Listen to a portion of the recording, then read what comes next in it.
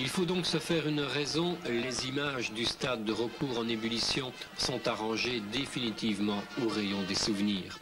On ne jouera sans doute jamais plus au football dans ce stade et le démontage récent des pylônes préfigurait la démolition pure et simple du stade Jules Georges. Jeudi après-midi, l'ancien président, mais toujours actionnaire principal du club, André Marchandise, présentait à la presse le rapport de la société d'expertise Vinsot. Un rapport dont les conclusions amènent André Marchandise à annoncer publiquement que le stade de recours est irréparable et que sa démolition est inéluctable. Voilà donc le plus ancien club wallon, 5 fois champion de Belgique, privé de stade. Et ce n'est pas tout. La situation financière du club liégeois et de l'aveu même de son actionnaire principal, dramatique. Le club liégeois perd actuellement, malgré les restructurations entreprises, pas loin d'1 million par semaine. Alors, il y a 2 sociétés au club liégeois. Là encore, je vais me permettre de couper les ailes, je l'espère définitivement un canard. Il paraît que André Marchandise voulait sucrer sur le dos de ce pauvre club liégeois. Lui qui l'a finalement tant aidé avant, il a changé sans doute d'attitude. Mais il ne s'agit pas du tout de ça.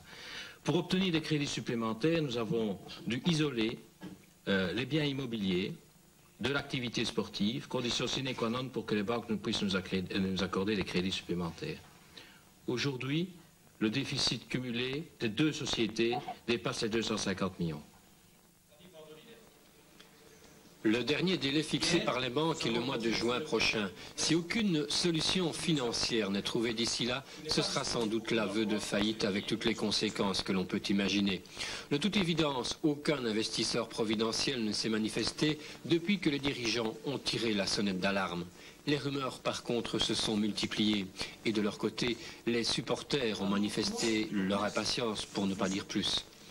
Samedi soir, les Rouges et Bleus, lanterne rouge du classement, se rendront au stade de Sclessin pour y rencontrer le Standard qui, lui, a retrouvé toutes ses sensations.